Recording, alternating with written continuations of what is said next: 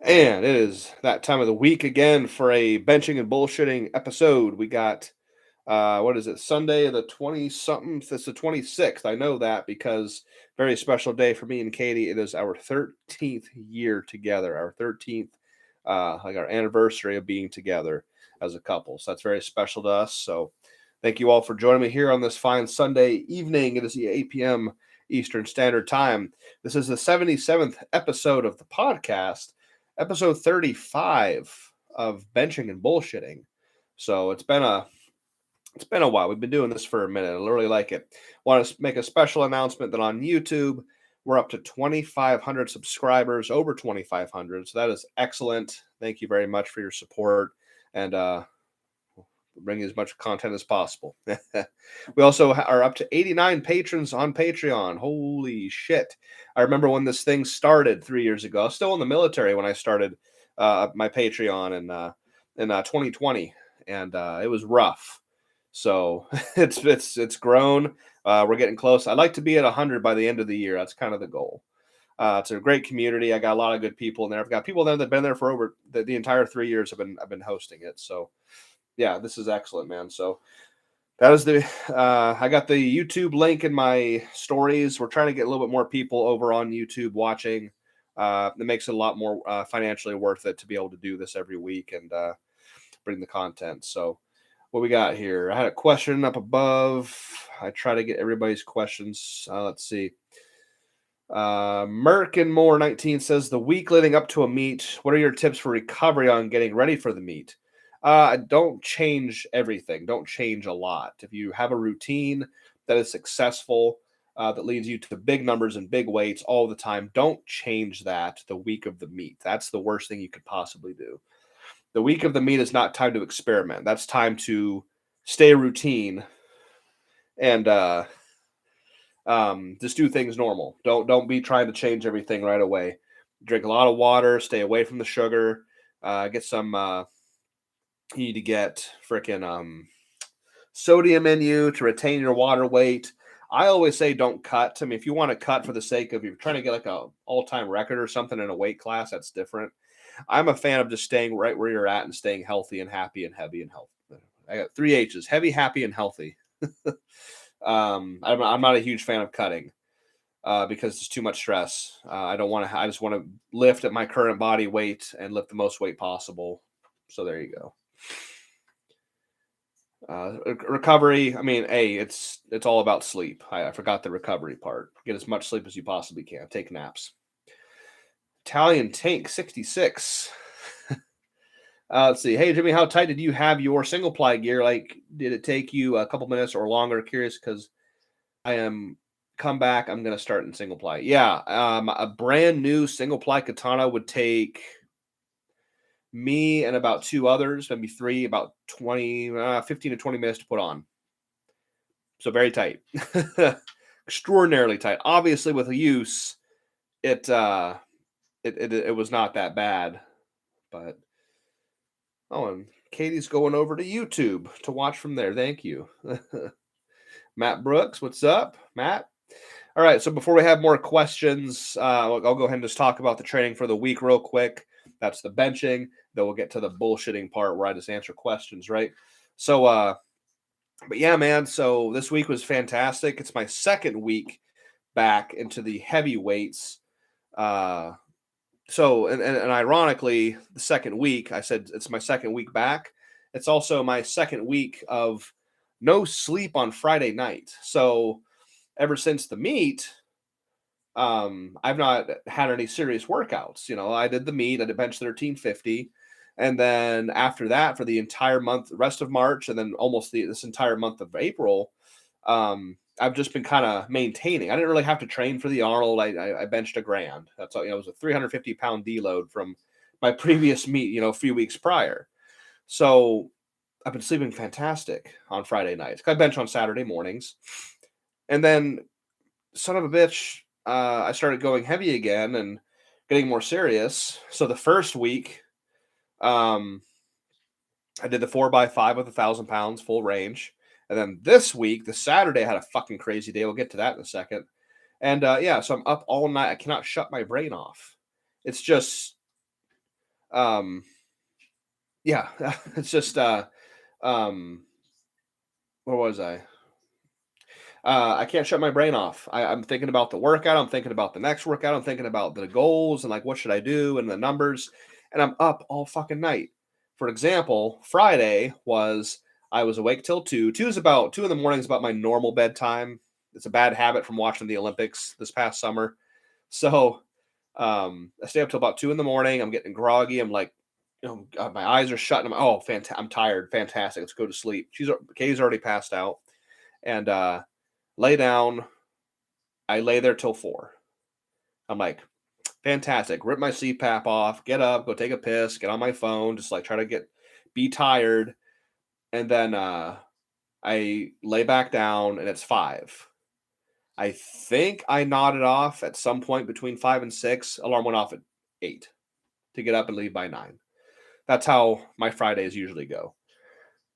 So, but yeah, so yesterday, Saturday, I had a really crazy day. The first week back, I handled that 1,000 for the 4x5, and then I wanted to go up to 12, only 12. I did not want to go heavier. I'm like, I have to kind of baby step my way back up into that 1,400-pound range. So went up to 12. So I did all my warm up stuff, yada, yada, yada. My first working set was 11, or it was like 1090 something. It was kilos. Hit it for a double to the 2 board. I also established it was 2 board only. Again, baby stepping back into where I was before. So I did 1,100 for 2 reps. It was pretty easy. I went up to 1,200 and did it for 1 as an assessment set, kind of like a let's feel it out and see how it goes set. Went really well. When I came in that morning, I told the guys, because again, I was up all night. At some point when I fell asleep, I had a dream that I did 1,200 for 10 in some way, shape, or form. I was like, yeah, that is the dumbest, like, stupidest thing. Like, what a dumb idea. Yeah, fucking right. So I did it. I did the 1 rep, and I told them before, I said, hey, on the next set, I'm looking for at least 5, if not slightly more, because I distinctly remember, I'm pretty sure it was on Patreon, where I did 1,200 for a set of 5. And then I did a set of 3 months later. I don't know. Couldn't find proof of the video that I did 5 reps, but I knew I had done it. I said I want 5 at least, if not slightly more. And the dream became reality, and I hit 10 reps with 12. But I was paying for it for the rest of the fucking day. My shit was all swollen. My hands hurt. My eyes were getting kind of swollen shut. Busted blood vessels all over my body. That was tough. That was pretty wild. 12,000 pounds of lifting in under 40 seconds. So that was the training. That was awesome. The rest of the day, my elbow was a little bit gummed up, a little bit swollen, so I did not do any heavy tricep work. I did a lot of bodybuilding oriented things, dumbbell work, chest work, shoulders, stuff like that. Over on YouTube, we got Purgatory Strength.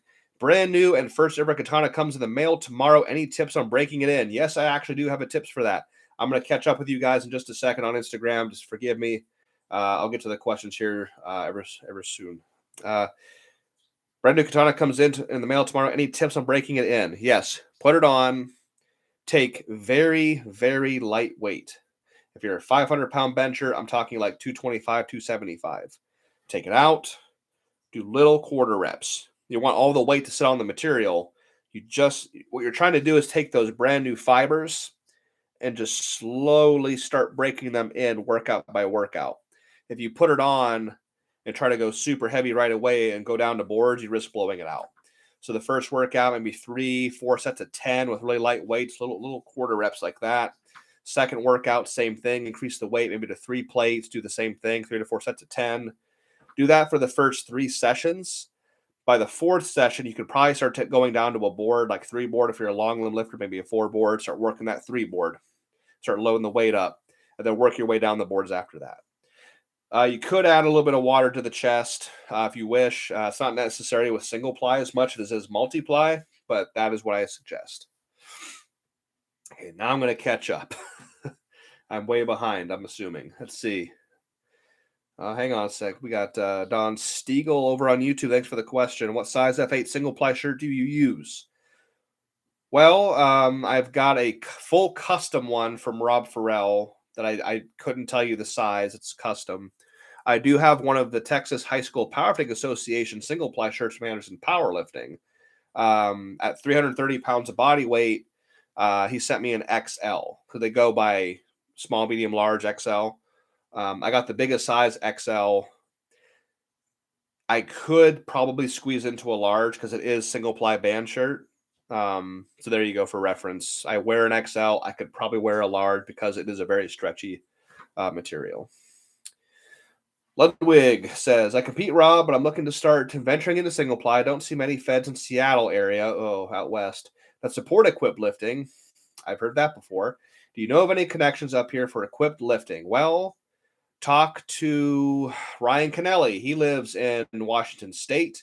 I don't know how close he is to Seattle, but that's going to be your absolute best source of information as far as equipped lifting and meets and stuff like that. Reach out to Ryan Kennelly. He'll be your man. Matt Brooks says, I bought a used Dark Side Colossus shirt for a steal the other day. Be another tool I can add into the box. Fuck yeah.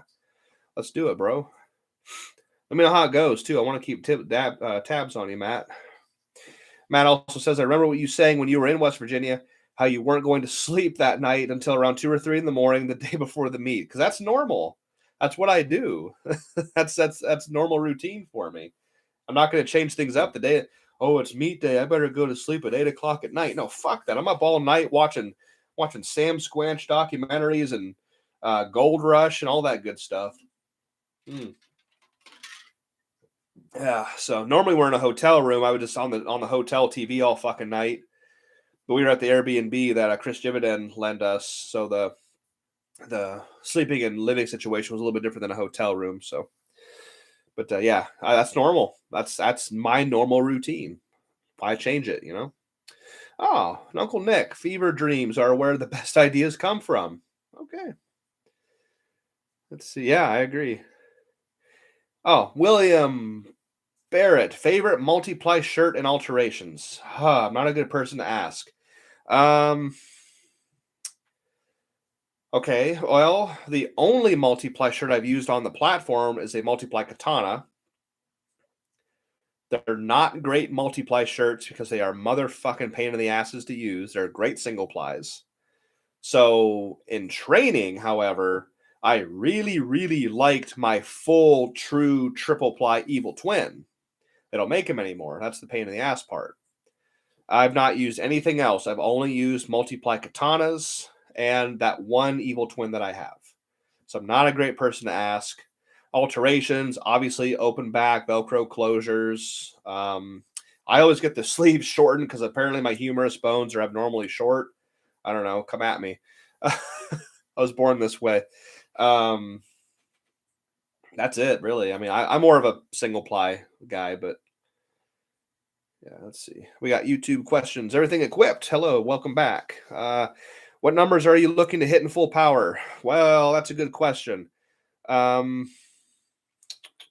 Definitely 1,000 plus squat, bench. I mean, 11, probably over 1,000, 1,100 pounds. Deadlift is going to be the heel of the whole process. I would like to be able to consistently pull 700, but I have to figure out the grip. I don't have the ability to supinate right now. I'm working on it. I worked on it today a little bit. I can't supinate very well, so it's hard to do mixed.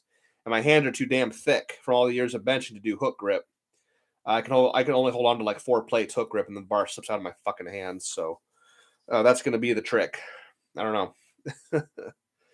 And then Don Stiegel, he was asking about the F8 shirt earlier. Thanks. I'm 270 and using the Anderson single large. Cut the back like you did, and I like using it now. Thanks for the tip. You're welcome. Yeah, you're welcome. Very well. I should probably get a large. Martinez, Rodney. Hi, Jimmy. How are you? I'm great. How are you? May you comment on your take on the F8 Raven and how it compares to the Widowmakers? Thank you. Yes, the Raven, the new product coming from F8 Customs. Let's see. It is stiff. Holy shit.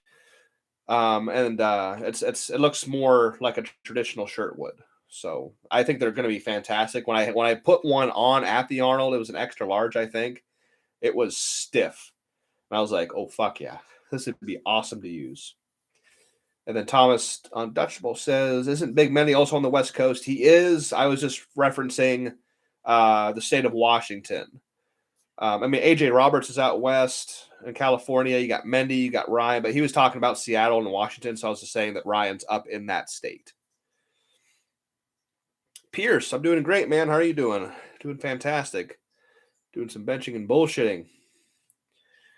Matt says, I appreciate it, Jim. I've been using my max effort every week and then shirting right after and doing the same thing. I figured out as long as I can rotate a different band shirt each week, I'm fine. Great. Okay.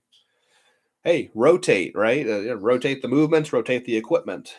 That's fantastic. Unleash Strength is on here. What's going on? Must be Joe. Cody Plum's on here. Ah, Jay is on here as well. Cool. All right, I am. You're good, Pierce. Good to hear, man. Good. I am caught up for now. Let's see. We're good over here on YouTube as well. Cool, guys. So, but yeah. So anyway, so training's been going fantastic. Today was a lower body day. I kind of fucked up. I think my QL is extraordinarily pissed off. I irritated it a few weeks ago, and today I really pissed it off. So walking has been a chore, but I'm still standing and able to live. So I don't think it's too big a deal. But yeah, I was doing beltless, strapless, deficit deadlift after my squats, pulled a PR for me. And at the very, very top near the lockout, it kind of like it popped, or it wasn't my vertebrae. It was definitely my QL, but it like popped or something released. I was like, oh, that's going to hurt in the morning. And now I'm hurting. So that's just fantastic, you know. As long as I can still bench, I don't give a fuck. Cody Plum, what happened in Washington? Just got on. Sorry. No, bro. Somebody was asking about, and Cody, you're a good person to ask. Somebody was asking about equipped lifter friendly federations and meets over on the West Coast, particularly in Seattle, Washington. And I was like, ooh, not a good person to ask. I was saying that he should talk to like Ryan Kennelly, since he's of that equipped lifter crowd and he's in that state. So if you want to shed some light, Cody, on equipped lifter friendly feds or meets over in the old great state of Washington, I'm sure he would appreciate that, because I don't have any information about that. We're spoiled over here on the West Coast, or the East. God, I said it. Jesus, on the East Coast. William Lee says the IPA Washington is coming soon. Fantastic. You must have found a chairman there, William Lee. Mary will be doing it. Oh, okay. Okay, fantastic. Mary is the Oregon state chair, I'm pretty sure. And Cody says none. It's kind of what I was thinking. Okay, yeah, and Tom, all right, makes sense. Not too good with U.S. topography as a European. You might know a lot more than some Americans about their own country, which is kind of sad. And then Caleb Roberts, you coming to the meet in Roanoke? Roanoke. No, I'm coming to a meet. I'm coming to a meet in April in Bristol. I'll be going to a meet in Bristol. I don't know if I don't think so. I'm not going to a meet in Roanoke. No.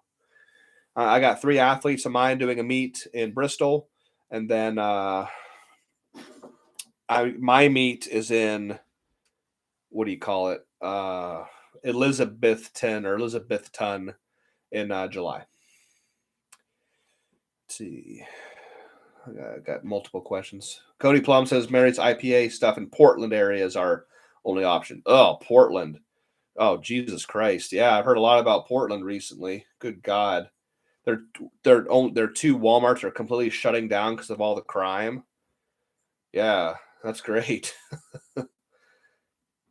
Oh, Danny Akers and I will be there. Oh, okay, cool, man. Yeah, well, come on up and talk to me. I'm not really good with faces and names, but yeah, I'll be there. I'll be there helping 3 of my athletes and whatever Matt Brooks needs me to help him with. Let's see. Cody, Mary will be doing Washington with Ryan, I believe. Oh, fantastic. Ryan should be the state chair for Washington then, or shouldn't he? Because he's Ryan Kennelly and he lives in that state.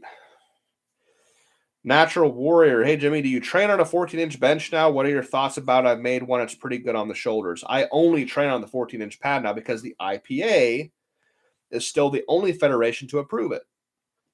So yeah, I do. I only train on the 14-inch pad. I think it's fantastic.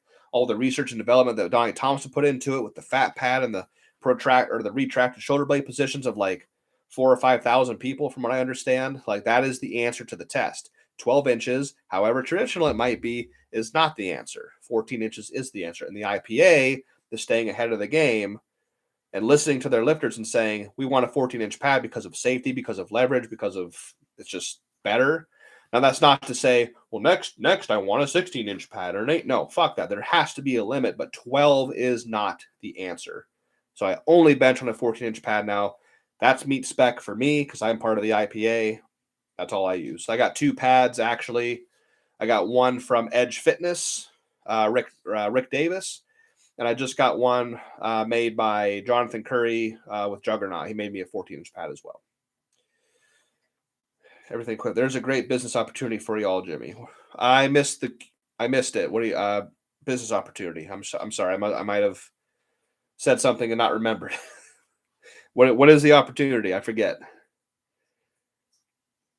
Washington me. Oh, I don't know. No. I don't want to go out west. I'm fine. I'm good on the east. I'm gonna stay out here. Pierce, let's see. I'm thinking of questions to ask you, but I would like to thank you very much for all your bench press tips because my bench is starting to increase. All right, that's great. I'm really happy for you. Anything I can do to help from afar. I can't do a lot, but I can certainly answer questions and give knowledge whenever you guys need. And Cody says she's luckily outside of Portland, so not as bad. Great, good to hear. From what I heard, the east side of Oregon wants to actually recede to go and become part of Idaho and leave Oregon, not be associated with Oregon anymore. It's pretty crazy. Like 15 counties want to leave and become part of Idaho. Let's see. Felipe Morales. Hello, Cole. How much do you bench without gear? Big hug from Brazil. Good question. I have no idea. Cool, guys. But yeah, so I got 2 things here. I'm pretty sure I've showcased these before, but I want to bring them on here again for a good reason because I've been using them a lot. And it's my bear post items right here. So we got the bear post. This is what the actual bear post looks like. It's this nice piece. What you would do with this particular one is screw this end off, stick it in the holes of a power rack, and then screw it back on. And then what you do, this is kind of a wedge right here. You got a narrow end for high pressure and then low pressure here with the wider end. And you can put this at any height, shoulder height, back height, hip height, and put your full body weight into it and work out all those fucking knots and kinks and like my QL. And I was using this earlier today at the gym before I left. I wanted to bring it home to showcase it again. This is the bear post, the actual bear post. There's 3 products. They all come from Anderson Powerlifting now. They come in the Anderson green, right? So the actual bear post. And then I have the Meander here, which is just the handheld one. So it's just the smaller handheld version of the actual bear post. It's called the Meander because you can take it and walk with it, right? Same thing, same concept. You got the wide end for low pressure, then the narrow end for high pressure, just to kind of work on like your. It's like having a lacrosse ball or whatever, but it's solid. It's not going to move, and it's got the different sizes for the different pressures. It's a really cool product. We showcased them at the Arnold. It's American made, patent pending, but it's made here in America, which is awesome. So I just wanted to showcase those again because they are fantastic pieces. And yeah, there you go. Bear post from Anderson Powerlifting. So for the future now, for training anyway, I've been saying I have 5 months to train. I've been saying that for like a month. So I'm down to like 4 months. It's July 29th, end of July. This coming weekend, not going to train heavy. The gym is hosting a non-sanctioned meet. Big. They got like actual like WRPF or USPA type judges coming in to actually like judge the meet instead of just like gym members doing it. Joe finally got himself a light board. We always use the flags, like red and white flags. He got himself a light board. It's gonna be really big, still unsanctioned. So what I'm gonna do, because I've had 2 crazy weeks in a row, um, I'm gonna deload this week. I hate that word, but I kind of have to do it now. I'm getting a little bit older, 32, right? I'm ancient, and I'm gonna deload this week. Take it easy. Plus my QL. I'm not sure how well I'm gonna be able to move around. I'm going to go see Jericho tomorrow and see if he can figure out what's going on. So I'll go light next week, kind of body build a little bit. Probably take the day off of doing lower body, though. I'm probably not going to do that shit next weekend. Sorry, Patreon. But and then the following week, so 2 weeks from this weekend, is where I'll get back into the I might even try to go up to 1,400 pounds. Haven't done that for a very long time. It's probably been about 2.5 to 3 months since I've handled that kind of weight. I need to get back up to it. Or I might just go up to 1,300 and do some reps with it. Again, just kind of baby stepping my way back into the heavy goal weight, which is 1.4K for July. I didn't want to just jump right back into it. And the cool part is my shit's not sore. My forearms are doing very well. Cool thing about that, though, the more I work my forearms, the healthier and the better they feel. So that was a very neglected body part of mine for a very, very long time. It was all my forearms, the extensors, the flexors, the supinators, whatever the fuck, the grip, the hands, the fingers. And they kept getting sore. I keep using, I don't want to say the word hurt, like they weren't injured, but I'm saying like they were always in pain. My bench weights were going up, up, up, up. But my forearms were not improving at all. They were just staying stagnant, and they kept getting hurt. I'll say it. They kept getting hurt. They were hurting all the fucking time, throbbing. And I started working them. I'm like, okay, well maybe they're getting hurt because they're underdeveloped. Lo and behold, started working them, and now they're not getting as injured as often, or they're not hurting as often. So that's definitely. It goes back to that really old analogy of like the weakest link in the chain. And I'm thinking, okay, if I'm trying to bench the most weight that I can humanly do, why would I want something to be weak and neglected? So that's why I started training my grip and my forearms like 2 to 3 times a week. And now, boom, they are not hurting anymore. My bench numbers are continuing to go up. Martinez Rodney says, Jimmy, do you go to the physiotherapist or chiropractic regularly? I do have a chiropractic business that I am actually sponsored by, Alive by Design in Fredericksburg, Virginia. My good friend Jericho, I'm actually going to go see him tomorrow to work on my back.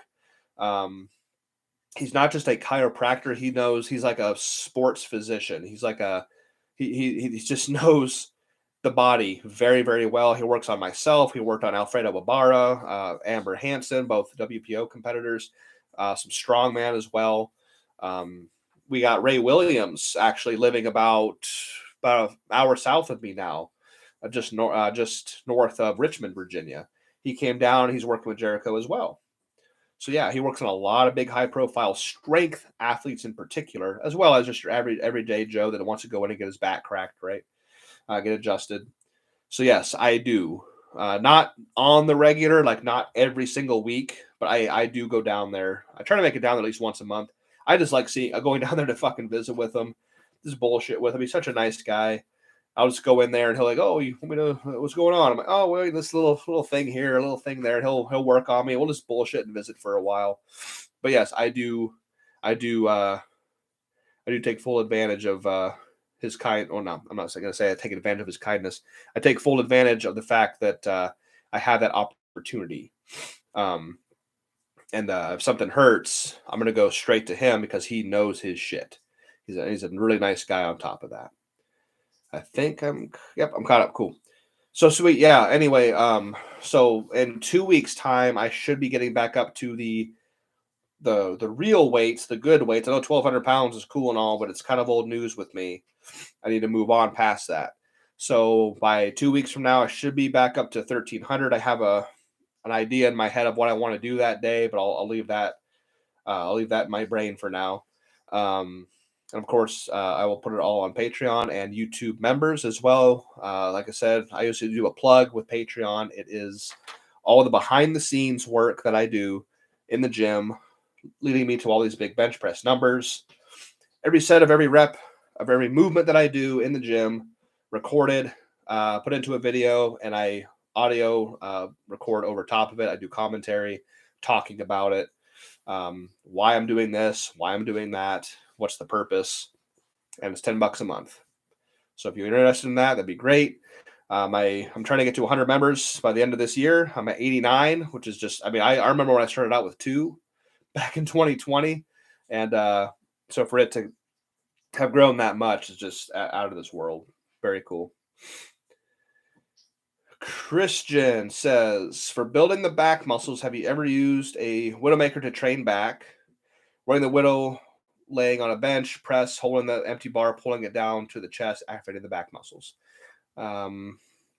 Your thought, is it a good exercise for a stronger bench? I think it has its place. I did something similar to that with Tom Shepard when I went to Elite FTS earlier this year for the Elite FTS Table Talk podcast. He had me laid down on a bench, put on a non-aggressive piece, like a very light slinger. I think a Widowmaker, a big one. I took the empty bar out and I was pulling it down with my back. I wouldn't rely only on that. I think that's a good thing to add into your arsenal of like back movements to try and do. But I wouldn't rely solely on just that movement. You have to do, there's so much musculature in your upper back. You have to do all the things. You have to shrug. You have to do high shrugs, pen-laid rows, elevated rows, dumbbell rows, incline rows, seated rows. You see the pattern here, rows, rows, rows, shrugs. Pull downs are fine. They're not great for building a lot of strength in the bench, but you still have to do them for overall development. I still do them. But I wouldn't, like I said, I wouldn't rely solely on just on that movement. You have to do everything to get the full development, to get the most potential for the biggest bench you possibly can. What else we got here? Cool. Caught up. Anyway, let's see. Where was I? Got to meet, what did I say? I got to meet in Bristol. If you're in the Bristol area in Virginia, that's down near the Tennessee border. We will be there. It's Matt Brooks. Matt Brooks' first meet as IPA chair for... He's the chairman for Virginia and Kentucky? Or is it Tennessee? I forget. I think it's Kentucky. But Matt Brooks is the chairman for 2 states. So eventually when we want to host our own meet over here in the northern part of Virginia, yes, I live in Nova. Ugh. God. But when I want to do that, he's the man to go to get a meet sanctioned and hosted. So I'll be there, Bristol, Virginia. There's 2 different spots. So I'd love to meet people and talk to you. So if you're there in that area, come watch the meet, come support the lifters, and I will be there as well to bullshit with you, bench and bullshit. Other than that, I have no plans. I have no plans to compete until July 29th. I might go to Rob Farrell's Strength Spectacular here in June. He's actually hosting it in York this year, not Erie, Pennsylvania, York at the Hall of Fame.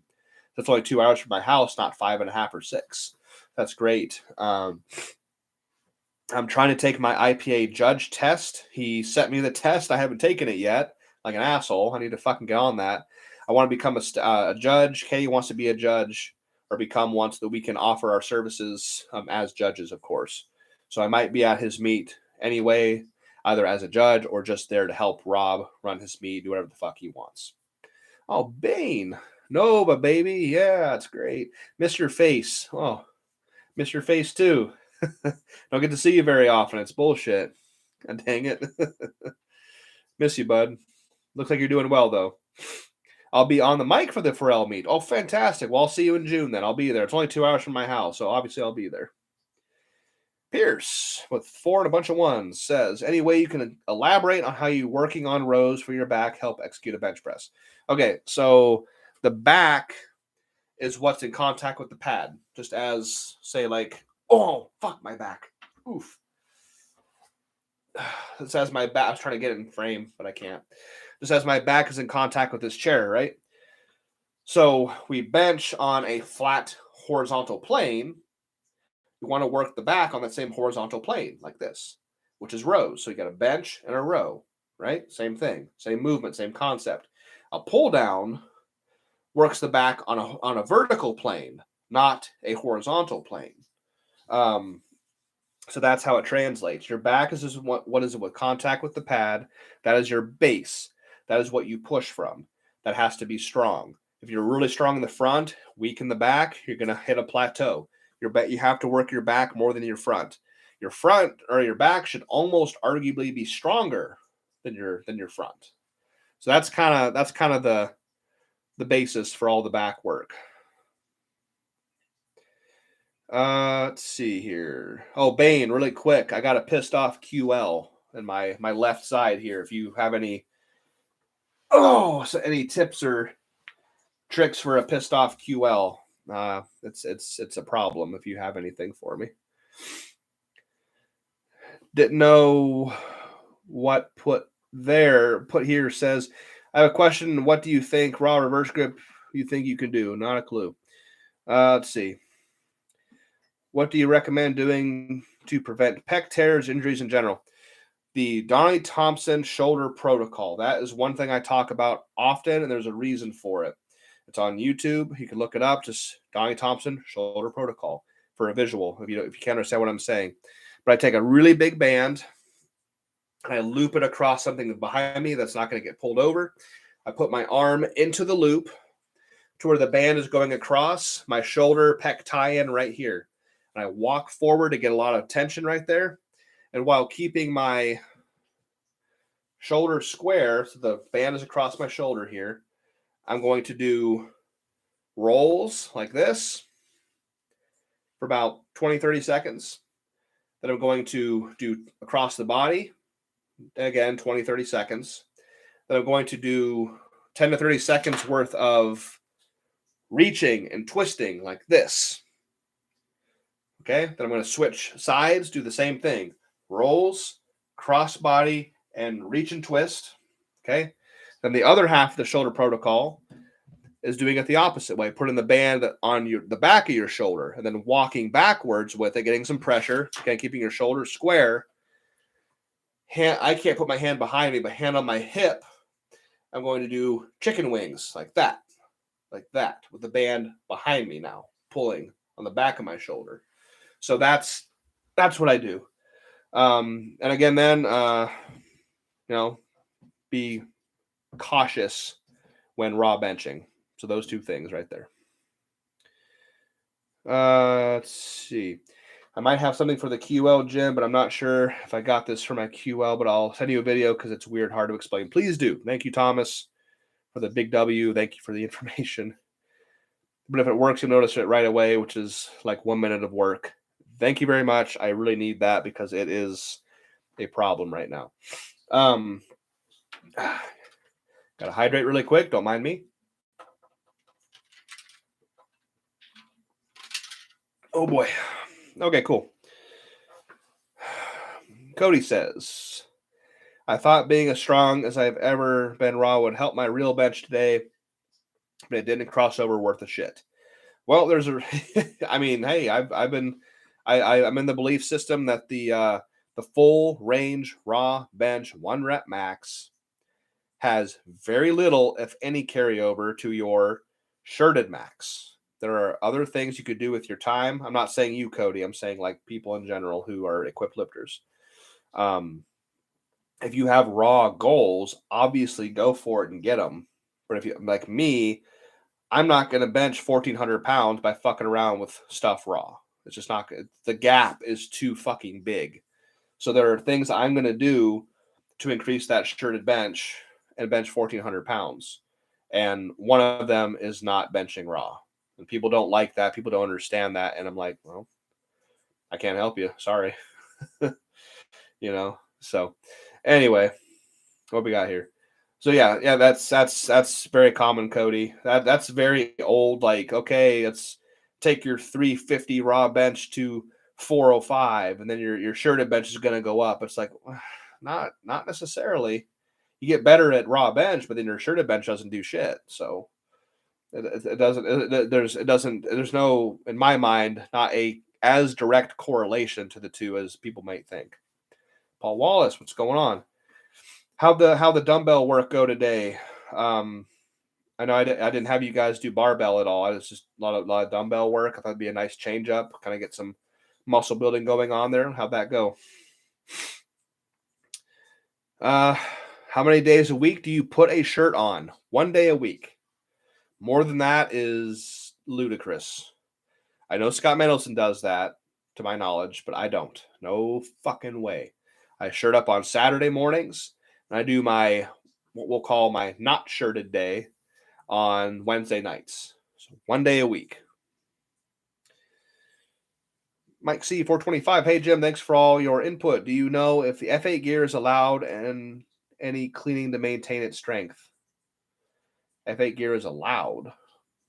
Oh, allowed any cleaning. Oh, I see what you're saying. No. I've actually heard of guys washing them and like them being destroyed.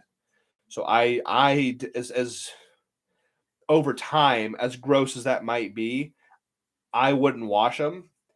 Rob said one time, like, oh, maybe you could take it to a washing, like a car wash, and hang it up on the wall and use the pressure washer to like spray it out. Personally, I'm not going to wash them. They work perfectly fine the way they are. I don't think you need to wash them. I don't. Now, polys are different. That's a whole different story. But an F8 gear, I wouldn't bother with it. Cody Plum, my handoff guy had a baby, so we had to take a break for a few weeks. Ah, yeah. I get that. I got to take a break this next week because we got the non-sanctioned meet at the gym. Plus, I've had 2 weeks of just absolutely fucking crazy PR setting weeks. I got to take a deload week and just come back. World's slowest bench. Ever lose hearing after a heavy lift? Happened to me for the first time after a heavy pin press. Oh yeah, I that happens. Anytime I overload my CNS, my hearing will go away for about 20 to 30 seconds. I've had my vision blur. I've had my vision almost like after when I did the 1200 for 10 reps this Saturday, my vision went away after rep 7. I got off the bench. All my hearing was gone. It was like it's not a boo. It's more of a very high pitched screaming sound, like a very high pitched, really annoying sound in my ears. As soon as I racked it and started breathing again, my vision came back. So that's just probably whatever. Yeah, very common. Anytime I overload my CNS, that happens. I always reference the story of the first time I doubled 1,000 pounds, I think, to a one board. I had done one rep plenty of times, but when I went for the second rep, as soon as I broke my elbows to come down for the second rep, my vision went, my hearing went away.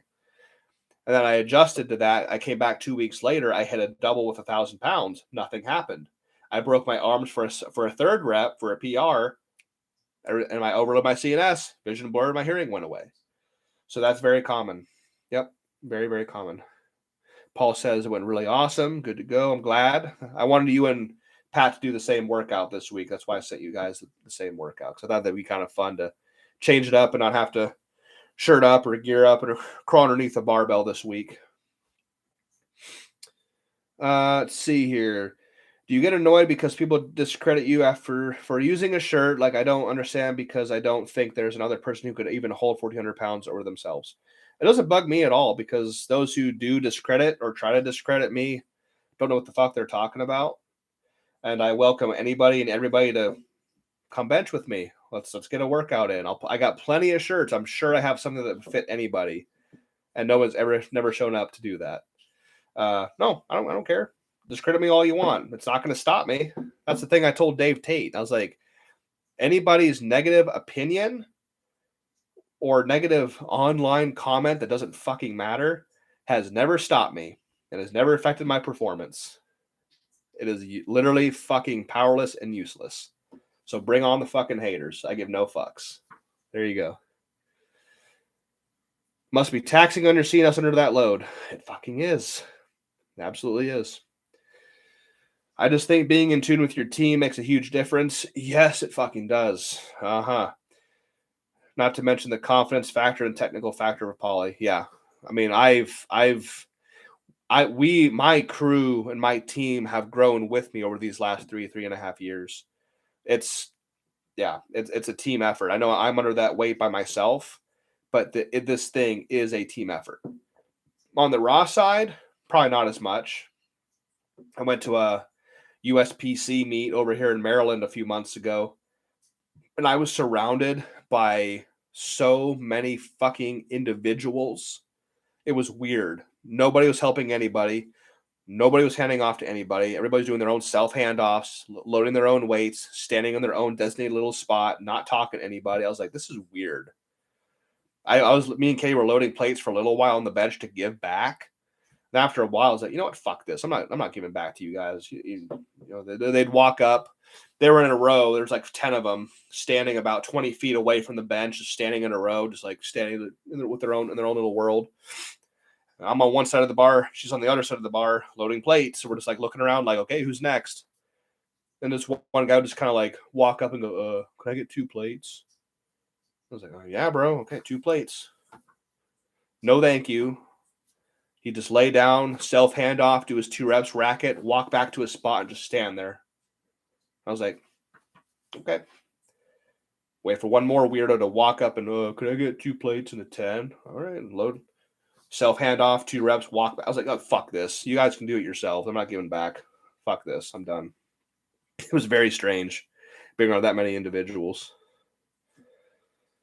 And then world's slowest bench felt like when Tom Hanks got blown up in Saving Private Ryan. Whoa. Holy shit. That's intense. Let's see.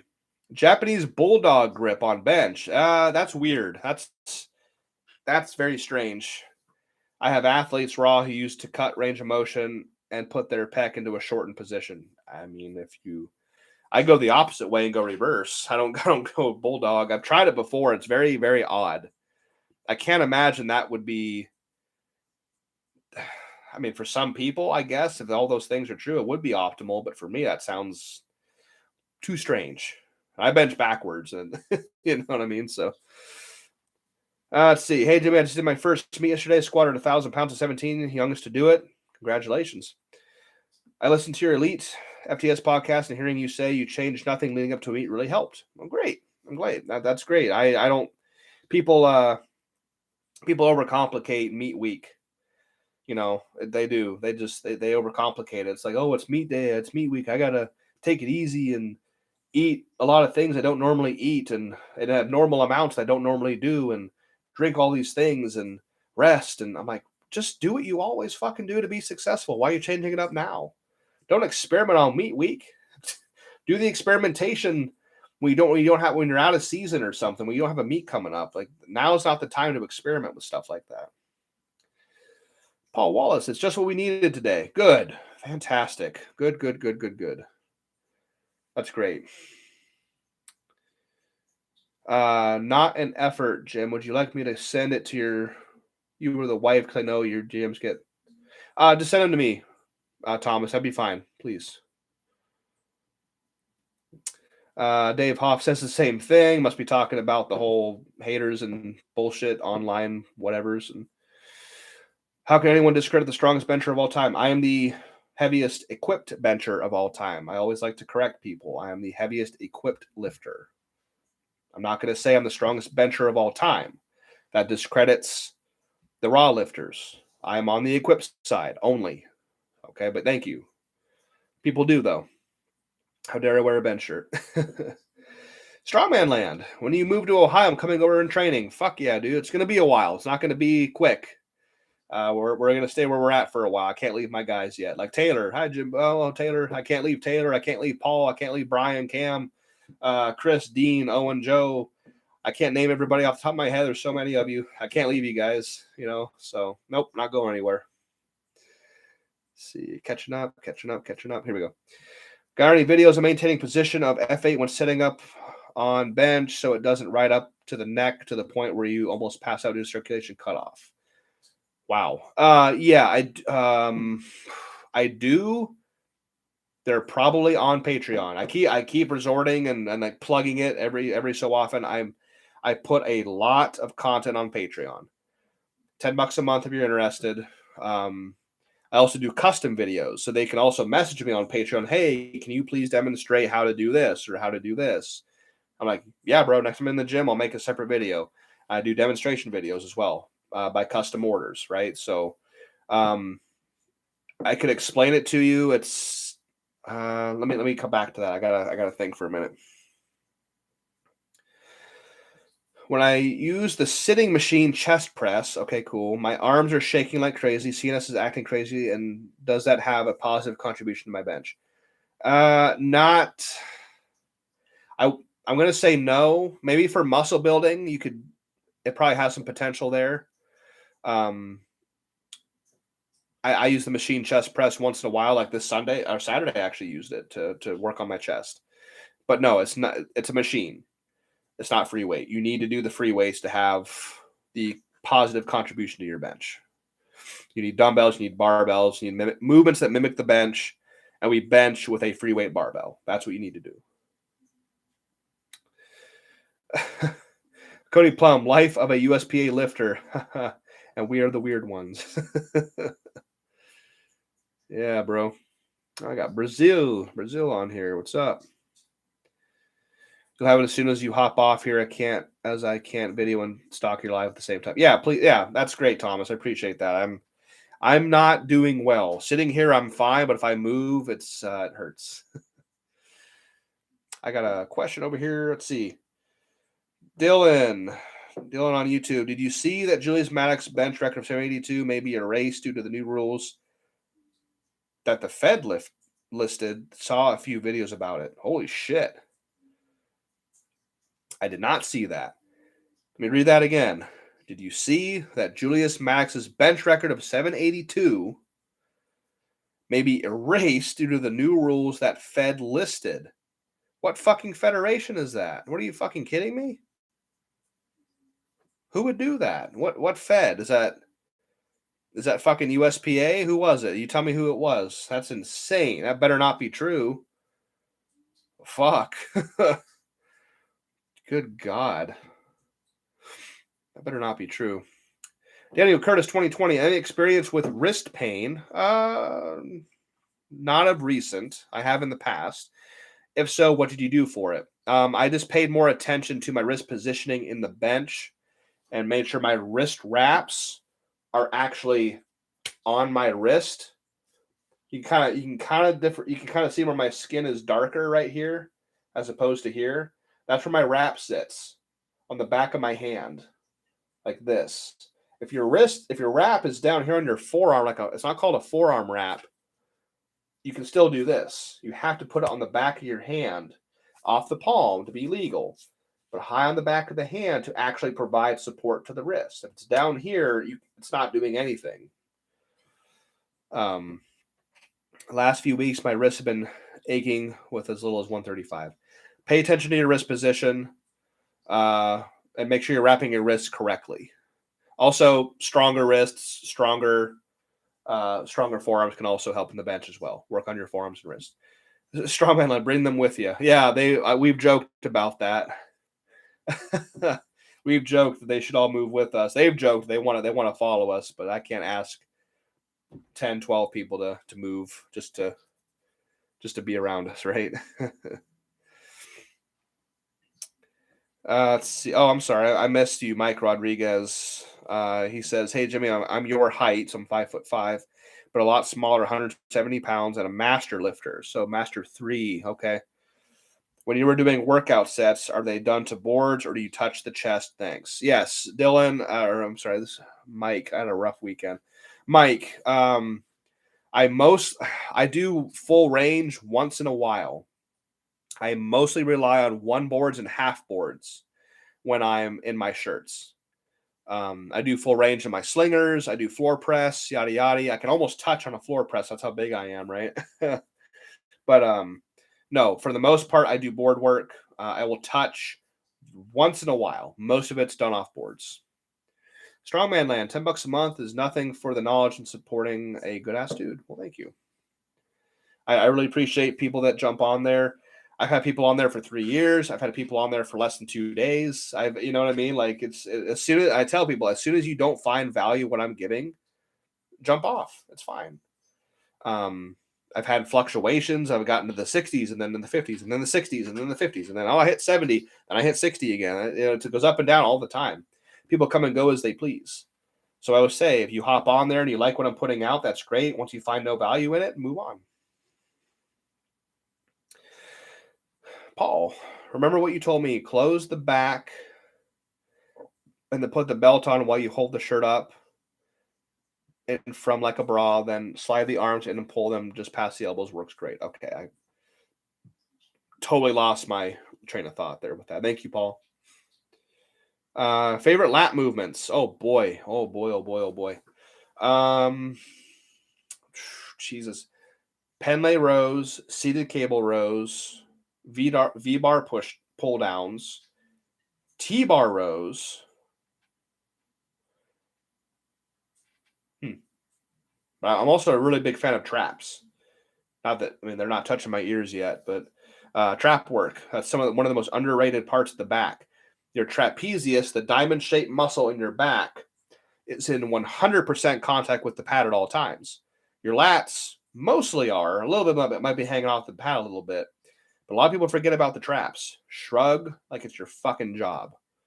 Build the fuck out of your traps. Paul says, the Fed is WRPF.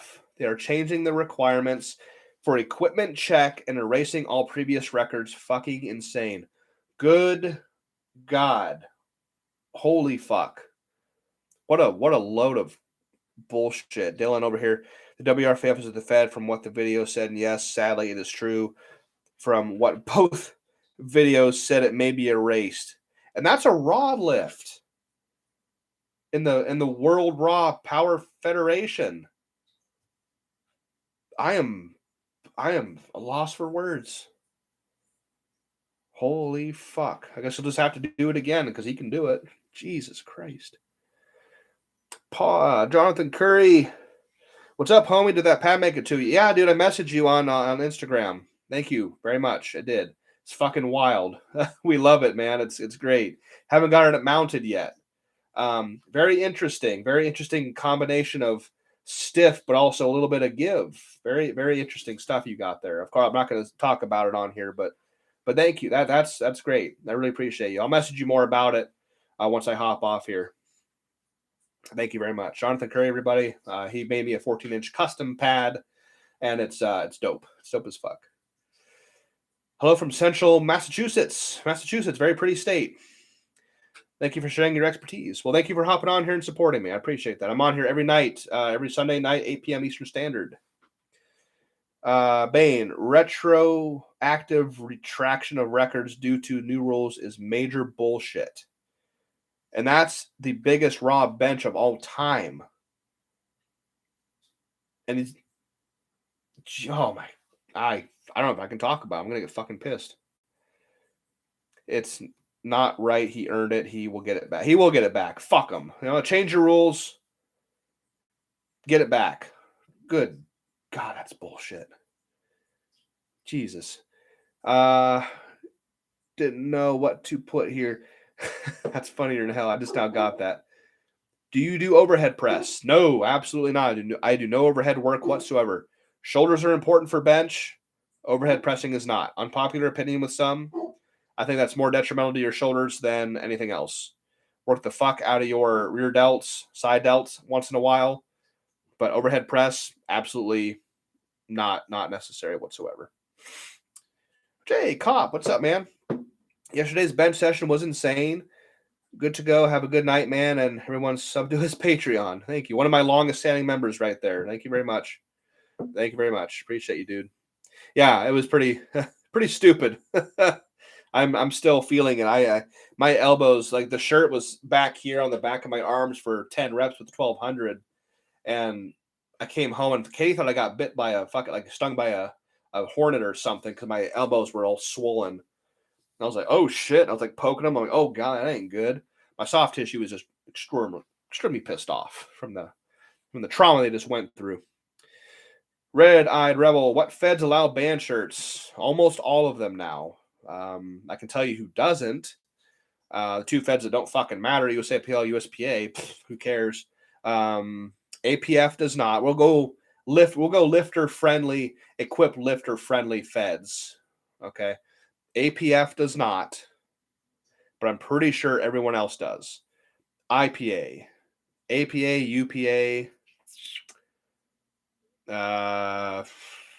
RPS, Those are the only ones that are coming to mind.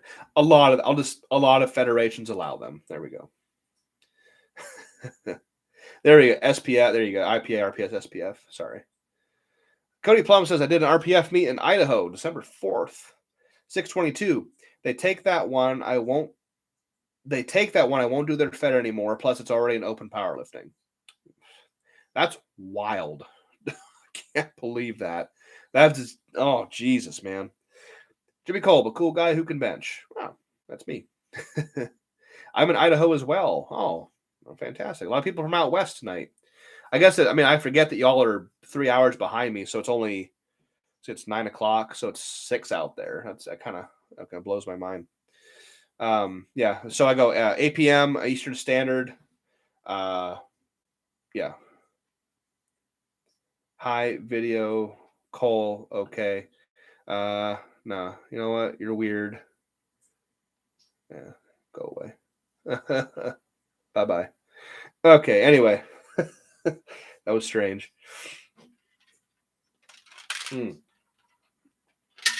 So that's some fucking crap. I'm gonna have to hop on the horn with Fabi tonight and see what the fuck he thinks about this WRPF rule taking people's bench records away, like Julius Maddox of all people. You gotta be fucking shitting me.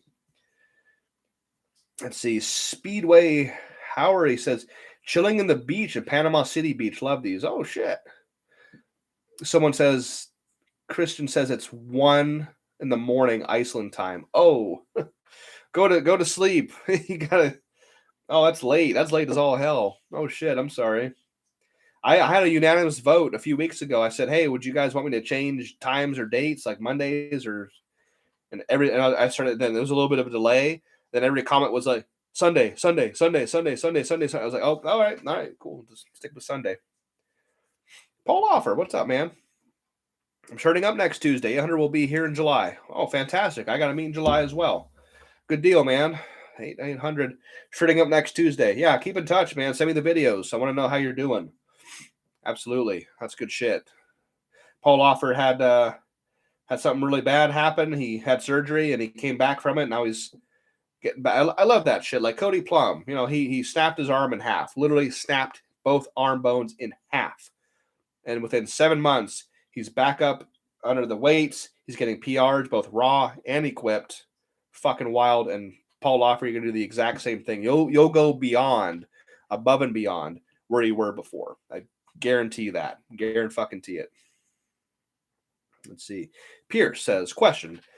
Does weird comments or stupid people help you mentally and or emotionally fire you up for max bench? No, because they're irrelevant. Like, I know, like, I appreciate the support from all of you who support me, obviously. But when it comes to like social media and stuff, it's not real life. You see what I'm saying? Like what I do in my everyday life with my wife, with our pets, driving to the gym, hanging with our friends, helping my friends, going to meets. That's real life. That's what matters. Online stuff doesn't it's not real. It's not real life, It's a reality. I mean, it's part of being in the times. The social media is a thing, but no, it doesn't. Who are you talking about? I fire myself up for my benches. I don't need anybody. I got my own mental fortitude. How much stronger is a band shirt than a poly? Well, that's kind of it's not a loaded question. It's kind of an odd question. You can't compare the two. They are very, very different. Poly is fabric, like polyester, as is denim, as is cotton, right? Fabric to fabric to fabric. Band shirts are made with wrap material, tightly woven rubber bands inside of material to give it that elastic property.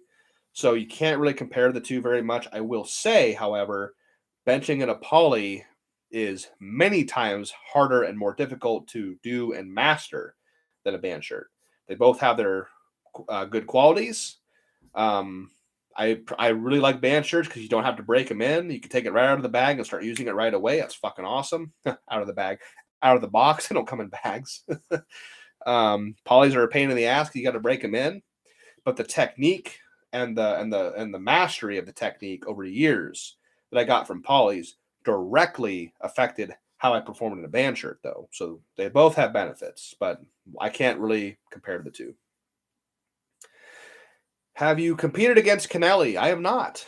And unfortunately for me, I've only ran into him twice. 2020 COVID Arnold Classic and the 2023 Arnold Classic just a few weeks ago. I wish he would pack up and move out here so I could see him more often. I sure as shit not moving to the West Coast. Cody, grab your stuff. Come out to the or East Coast with Ryan. Ryan and Ashley and Cody and your wife can all come out here, and your kids come out to the East Coast so we can hang out and bench together. No, I've not competed against Ryan. I kind of wish I grew up in the era that I was obviously too young to compete. I mean, or be in the era. I wish I grew up or competed in the era of like Ryan and Scott and Gary Frank and Chad Ikes and Andy Bolton. I wish I was actively competing on the same level in that era as those guys were. That is the era that I grew up with, watching and emulating and wanting to be like. The late 2000s powerlifting, when it was still underground and misunderstood. Paul Offer says, I will do 100 at the same meet. You hit 1400. Oh, no shit. Okay. I didn't know you were that close. I thought you were further west for some reason, Paul. Great. Okay. I'll see you there. Let's see. Cody Plum. Okay. Great time checking in with Cold World. Got to get off here and beat my kid at poker. Oh, beat my kid at poker. Oh, thank God I finished that sentence. Oh, shit. Yes, I'm the arm snapper, but Jimmy nurtured me back into the heavies. I didn't do much. I just believed in you. So good, Cody. Thanks for hopping on here, bud. Thomas, did you dig Lorna Shore Gym, and what's your go-to band recently to try? I did. That shit was heavy, bro. That shit was good, Thomas. Go-to?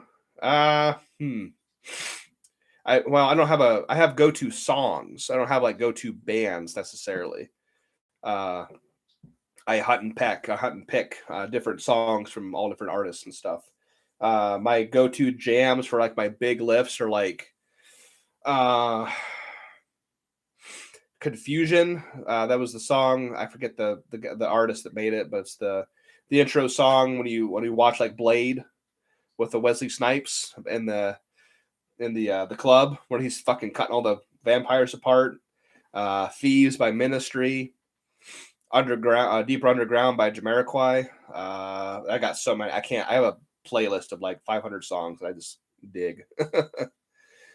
Speedway Howery. Pauly shirt is king. However, owning 1,300 pounds is unbelievable, shirt or not. Yep. I'm very, very, very, very proud of my 1120 single ply bench from June of 21.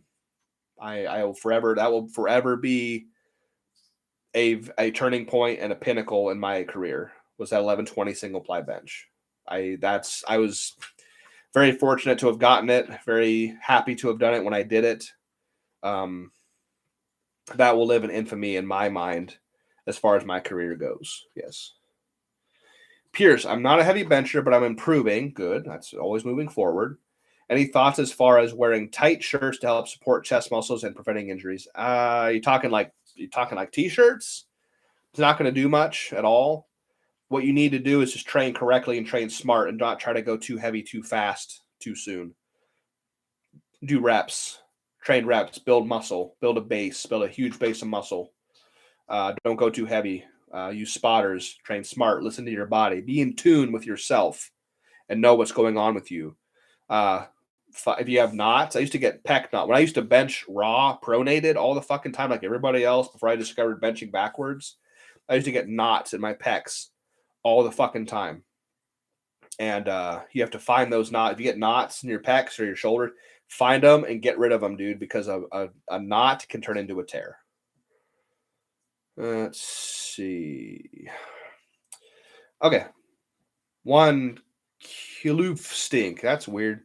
Can you talk about how you grip the bar and any cues you use on the descent, ascent for your hands, shoulders? Like, are you bending and spreading the bar throughout the whole lift? Oh, I got you.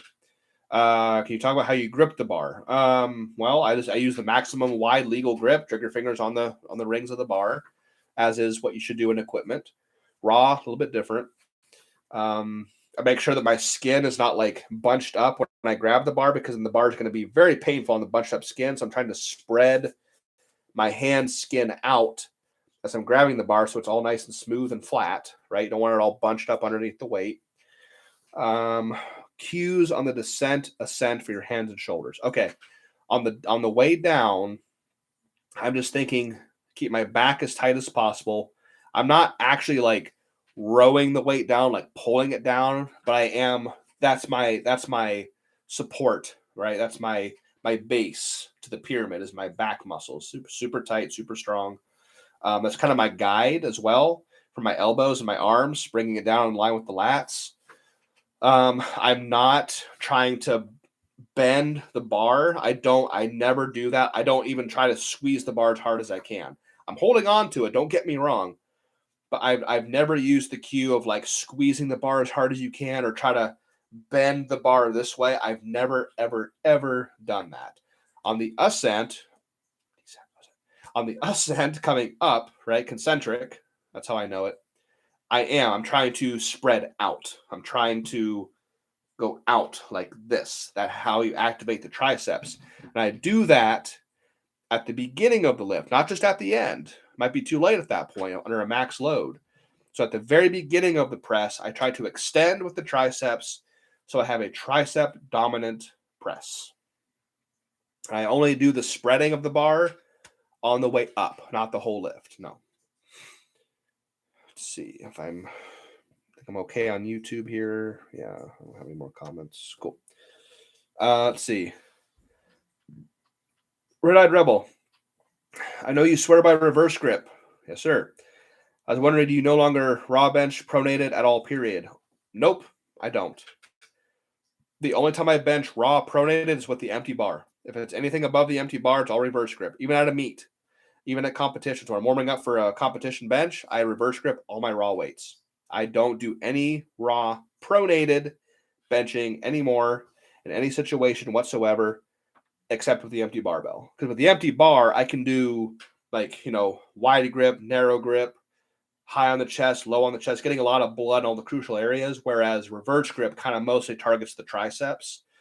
So with the empty bar, I'll do 2 to 3 sets with the empty bar before a big lift. I want to get blood in all the crucial areas like the pecs and the shoulders to get warmed up properly. So I'll do the empty bar, high chest, low chest, narrow grip, wide grip, reverse grip. And then once I go like a quarter or a plate, then I'll do reverse grip from that point forward.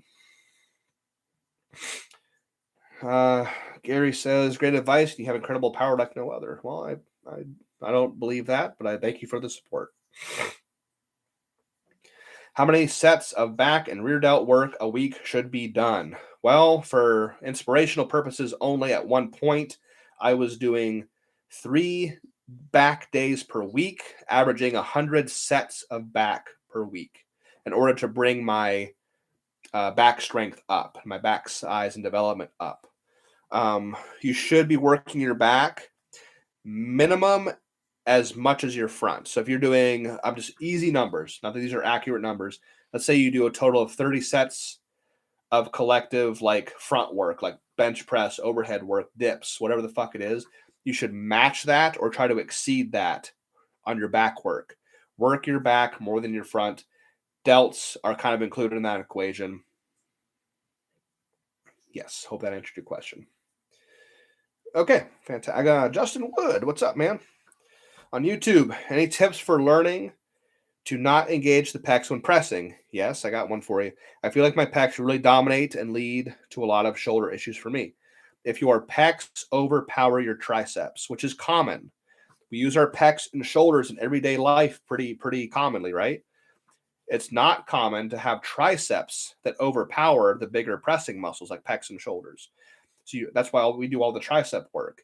You have to make the triceps the strongest muscle group in order for your body to rely on them to do the majority of the work. So make your triceps super fucking strong. Still develop the chest and the shoulders. I do more like bodybuilding hypertrophy. I'm not trying to make the pecs super strong to increase my bench. No. I'm trying to build muscle because I want to build the chest and just be a bigger human being. But I only build the bench by training and building the triceps and the upper back. That's what I want to bench with, triceps and upper back, not the chest. If you are still having issues with that, you have to learn how to, when you're at the bottom of the lift, which is where the chest is most involved, you have to make sure you're not engaging from here, like that, right? You have to learn to engage, okay? I don't know if you can see it in the light, from back here. Spread the bar, go. Spread the bar, go. Once you feel the triceps activate in the bottom, and then you press, you will have a tricep dominant style press. Justin, I hope that helped. Yeah, if your pecs are dominant, you have to make them not dominant and train the triceps to overpower the pecs. It takes a long time to do, but it can be done. Red Eyed Rebel says, "You have any experience in the geared squat or deadlift?" Yes, I do. I've done full power before. A lot of people don't realize that or know that. Yes, freaking. When I was 20 years old in the 220s, I think I squatted 9 and equipped, and I pulled 7. When I was 21 or 22, I squatted 903 and pulled high 6s. I suck at deadlift. Yeah, I do. Recently, I've only been doing like single ply briefs for squats. I did just get a deadlift suit, a Titan Velocity single ply suit from Anderson Powerlifting. Been kind of working around that. I tried squatting today with a brand new Boss suit that I got from a friend. It's too small. I have to get it modified to fit my fucking frame. That's a pain in the ass. Just the way it works. But yeah, so I squat in single ply briefs right now. I'm trying to squat in the suit, but it's too small. I have the single ply deadlift suit that I've only used once so far. So yeah, I mean, I have experience with it. I'm not great at it. I'm not the best ever. I'm not Dave Hoff or Donnie Thompson, right? But yeah, so I have experience. I'm just not like the best at it, right? I want to be someday. I'm working on it. I'm doing all the prep work, trying to debut and come back to full power, but have to have a lot more work to do. Nick, USA P, what's up, bud? Nick, what's going on? Jimmy, ready to go back to full power? Speak of the devil. We're talking about it. No, I'm not ready for it. No, I'm not ready at all. Actually, I am working towards being ready to go back to full power. I still have a lot of work to do, a lot of development, a lot of motor skills to learn. Holy shit. So today was a good day. I was squatting in single ply briefs and sleeves. And I was pulling raw conventional deficit deadlift with no straps. Fuck. First time in a long time because I can't supinate very well. Then I popped my QL right now. It's really pissed off. So I have a setback now. I have to then I have to not move. I can't. I have to be careful. So yeah, I'm not ready. I will be ready eventually. Hey, thank you for responding to me and you're reaching back out, Beast. What's your opinion on SDPs versus katanas or benefits of either? You're welcome. But SDPs are stretchy and they give a lot. They give, but they don't last very long at all. They're notorious for that. Katanas are very, very stiff. So you got two ends of the spectrum. Very stretchy, very stiff. The katanas do not want to give. They're very, very stiff. But if you can make them work, they have a high return. SDPs are very easy to learn from what I hear. Katanas are pain in the asses, but once you master them, they're fantastic bench shirts. My 1120 single ply bench was done with a katana. So that's still the highest poly bench ever done. And it's single ply katana. So that says anything about them. The highest multiply bench is with Tiny Meeker 1102 and an SDP. So there's reference for you. Will you bench 1,000 pounds in full power? 1,000 plus pounds in full power? I plan on it. Yeah, absolutely, I do. That is absolutely a goal. And Justin Wood, thank you. That helps a lot. I appreciate you, man. Absolutely. Thank you very much for the question. That was a good one. Hope that helps. You can always DM me on Instagram, Kolbstrong, if you need anything. Best multiply bench shirt on the market in your opinion? That's tough because I'm not really a multiply guy. I look at who's using the multiply stuff and what they're using. I see a lot of evil twins. I see a lot of metal, and I see a lot of STPs.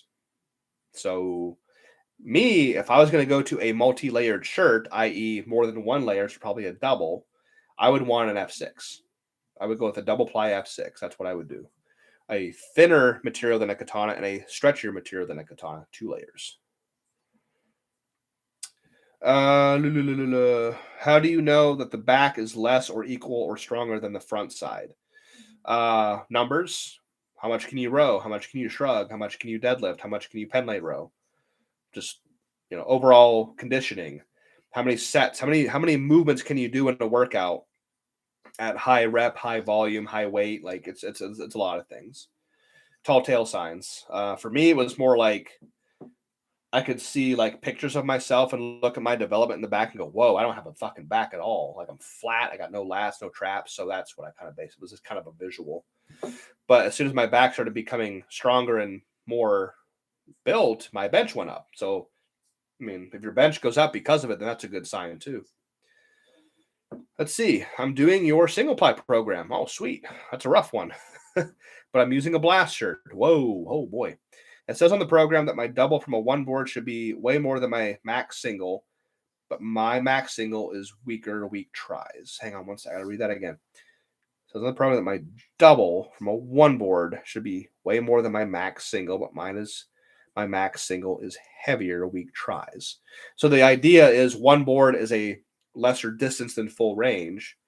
Let's see. Yeah, weak tries.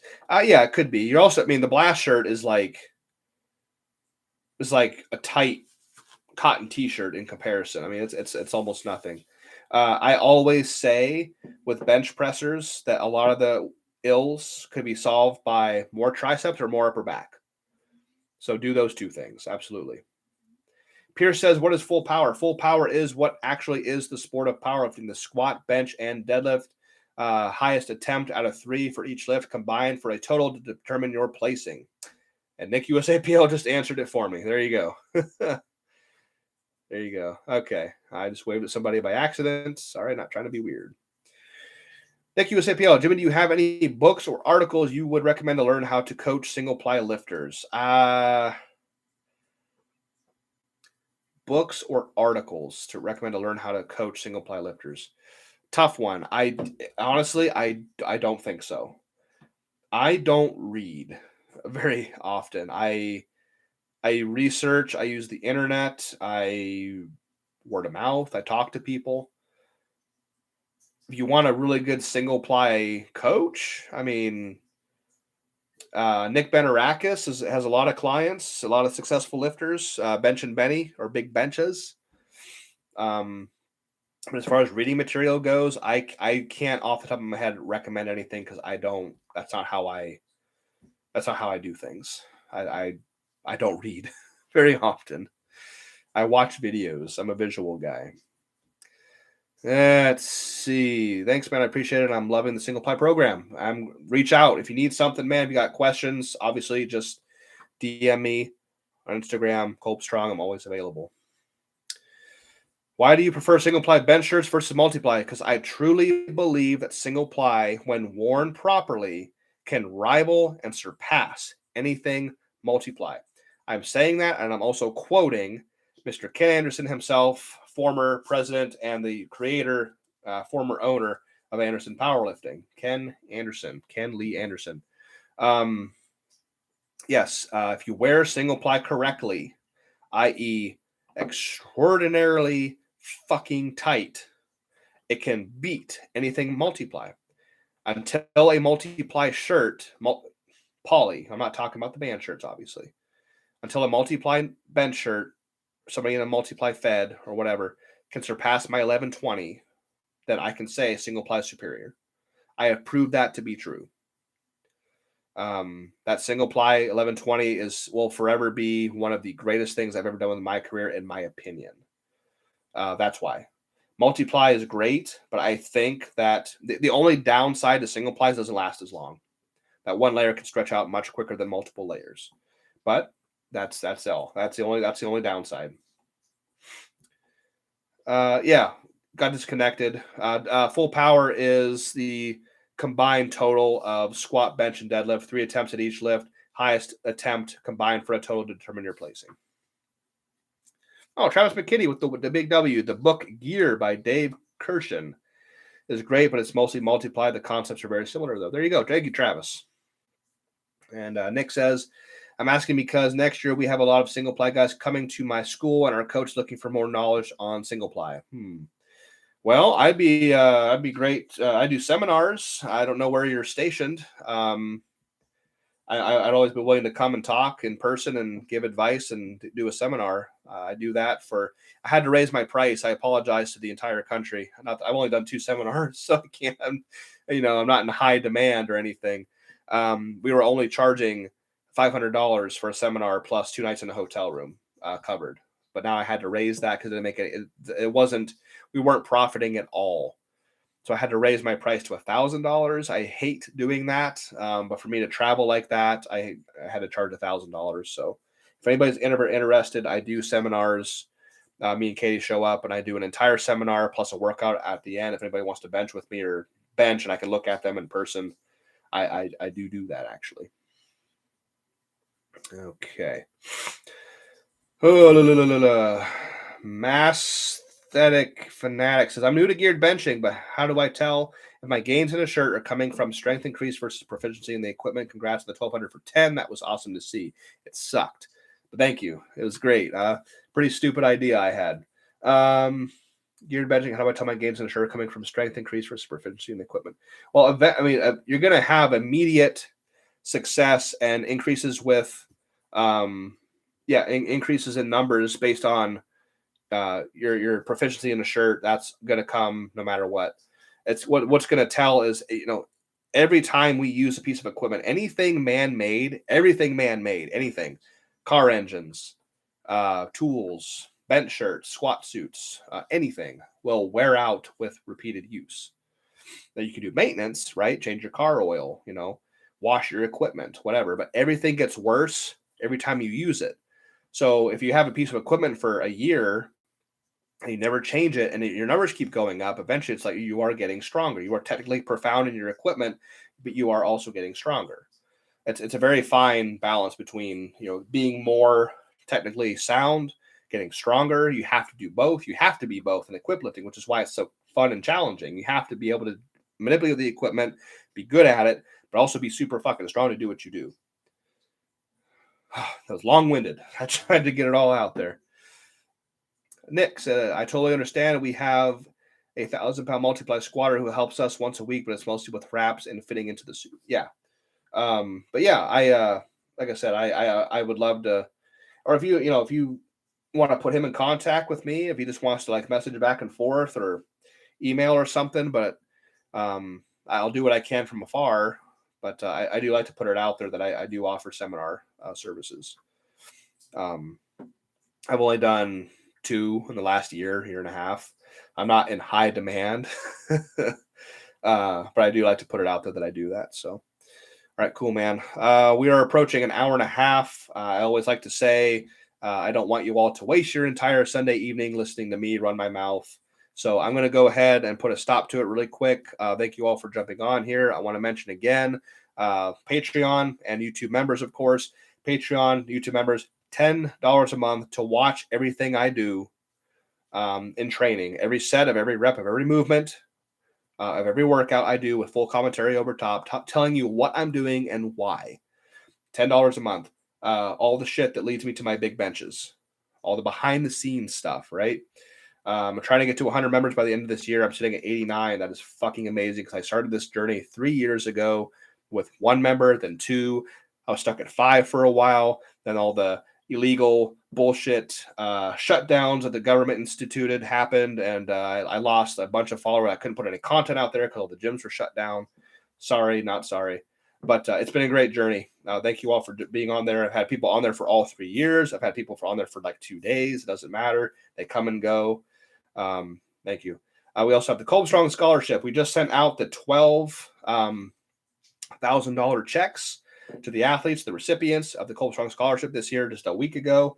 I was getting messages and pictures of them receiving their things and their checks and their little packages and shirts we got them for them. We raised money by donation and doing fundraisers. For every $1,000 we raise, that's one young athlete between the ages of 13 to 23 that we help at the start of every year. We accept applications January 1st to the end of January. We have a board that looks through them all, helps us pick the ones that need it the most. We had 70 applications. Yes, there we go. Nick USAPL right here. He's one of the recipients of the Kolbstrong scholarship right there. There you go. I should get my package tomorrow. Fantastic. You got the tracking number. Keep track of that stuff. That's a high value package there. Keep track of it.